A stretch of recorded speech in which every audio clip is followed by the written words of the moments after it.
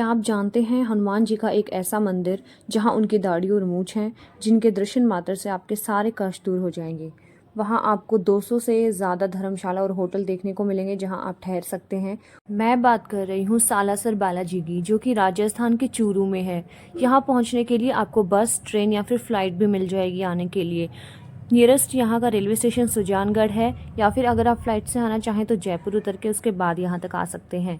तो चलिए इस चमत्कारिक मंदिर की बात कर लेते हैं कि ये कब, किसने और कैसे यहाँ पर बना था। मंदिर में जैसे आप प्रवेश करेंगे आपको यहाँ एक अखंड धूनी दिखाई देगी जो 300 साल पुरानी है, जिसे मोहनदास जी ने जलाया था और वो आज तक यहाँ जलती आ रही है, जिसकी राख से सब दुख दूर हो जाते हैं। लोग इस जाल के पेड़ पर नारियल बांधकर अपनी मनोकामना पूर्ण के लिए प्रार्थना करते हैं। ऐसा माना जाता है कानी दादी का विवाह सालासर में हुआ था। शादी के कुछ टाइम बाद उनके पति का देहांत हो गया था। उसके बाद कानी दादी जी के जो छोटे भाई थे मोहनदास, वो उनके पास आ गए थे उनकी देखरेख करने के लिए। लेकिन जो मोहनदास जी थे वो बालाजी महाराज के बहुत बड़े भक्त थे और उनसे कई बार बातें भी किया करते थे, उनको सपन में दर्शन भी दिया करते थे। एक दिन बालाजी महाराज अपना भेष बदलकर उनसे मिलने गए, लेकिन मोहनदास जी इतने बड़े भक्त थे कि उन्होंने उनको पहचान लिया और उनके पैरों को पकड़कर बैठ गए और उनके पैरों को तब तक नहीं छोड़ा जब तक वो अपने असली रूप में नहीं आ गए। बालाजी महाराज ने उनको डराया, धमकाया, सोटा दिखाया, सब कुछ किया, लेकिन वो छोड़ने को तैयार नहीं हो रहे थे।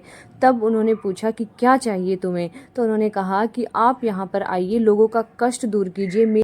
तो बालाजी महाराज ने कहा ठीक है, लेकिन वो जगह अछूती और शुद्ध होनी चाहिए, पवित्र होनी चाहिए, तभी मैं यहाँ पर आऊँगा। इतना कहकर वो चले गए। उसके बाद 1811 के श्रावण मास के शुक्ल पक्ष की 9वीं तिथि को एक असोटा गांव में एक किसान हल चला रहा था। हल चलाते चलाते जैसे उसकी हल्की सती किसी पत्थर से टकराई तो उसका हल रुक गया। उसने जब खोदना शुरू किया तो वहां पे मूर्ति निकली। जैसे ही उसने उस मूर्ति को निकाला, उसकी पत्नी उसी टाइम वहां पर खाना लेकर आई थी, तो उसने उस मूर्ति को अपने पल्लू से साफ किया तो उसने देखा कि ये तो बालाजी महाराज की मूर्ति है और उसमें साथ में राम लक्ष्मण जी भी थे। तो उसने उस टाइम पे उस मूर्ति का भोग लगाया था चूरमा से। इसीलिए कहते हैं कि बालाजी महाराज को चूरमा पसंद है, क्योंकि उनको पहला भोग चूरमा का ही लगा था। उसके बाद रात को किसान के सपने में आकर बालाजी महाराज ने बोला कि ये मूर्ति जो तुम्हें मिली है, ये प्रतिमा तुम्हें सालासर लेके जानी है, वहाँ इसको स्थापित करना है, लेकिन बैलगाड़ी को कोई भी ना रोकेगा ना चलाएगा। जहाँ बैलगाड़ी अपने आप रुक जाएगी वहीं पे मेरी मूर्ति स्थापित कर देना।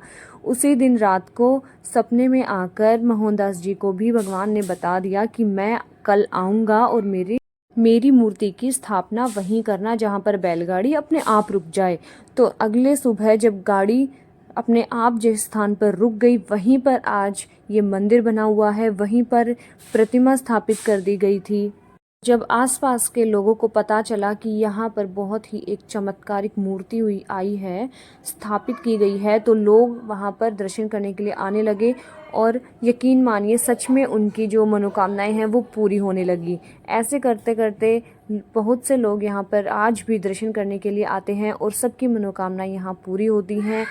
मोहनदास जी ने भी यहाँ पर फिर समाधि ले ली थी और उसके बाद उनके जो भांजे थे उन्होंने यहाँ पर सारा भार संभाल लिया था। आज भी यहाँ पर मोहनदास जी के कपड़े, उनका सारा सामान ऐसे का ऐसे रखा है और अगर आप जाएं तो उनकी समाधि भी ज़रूर देख के आना। पास में ही कानी दादी जी की भी समाधि बनी हुई है और जिस बैलगाड़ी से मूर्ति लाई गई थी बालाजी महाराज की, वो बैलगाड़ी भी अभी तक यहीं पे है और इन्होंने उसको बहुत ज़्यादा रख रखाव में रखा हुआ है। तो यहीं पर बालाजी महाराज की पूरे देश में एक ऐसी प्रतिमा है जिनके दाढ़ी और मूंछ हैं और यहाँ पर आपकी सारी मनोकामनाएं पूरी होंगी। सच्चे दिल से आप यहाँ पे आके अपनी पूजा करें, मनोकामना आपकी ज़रूर पूरी होगी। मंदिर के आंगन में जो जाल का पेड़ है उस पर नारियल बांधने से कहते हैं संतान प्राप्ति की मनोकामना पूरी होती है और ये कई भक्तों ने बताया भी है कि बालाजी महाराज ने हमारी मनोकामना पूरी की है।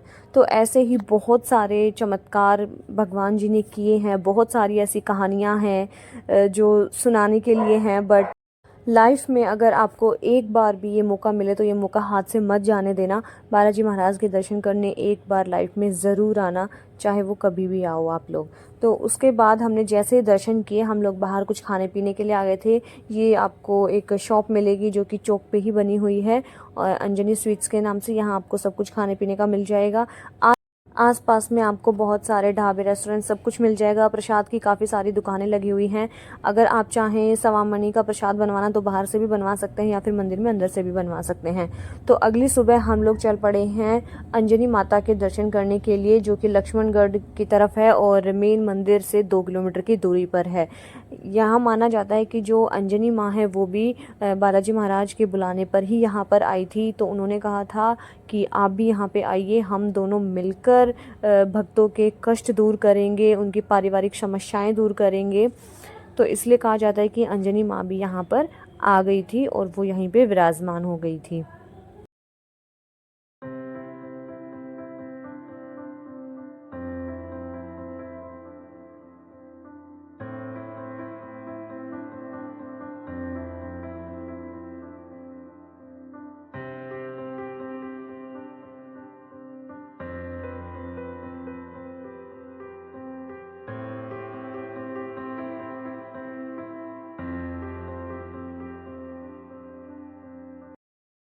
जब भी आप सालासर बालाजी आएँ तो ये मंदिर में ज़रूर आना। और पार्किंग की भी काफ़ी अच्छी सुविधा दी हुई थी। आप बाहर रोड पे भी लगा सकते हैं या फिर अंदर भी पार्क कर सकते हैं। उसके बाद बैठने के लिए भी काफ़ी अच्छा स्थान बना रखा था। चेयर्स डाल रखी थी बैठने के लिए, तो आप आराम कर सकते हैं यहाँ बैठ के। देन पास में ही एक श्री तिरुपति बालाजी मंदिर भी था।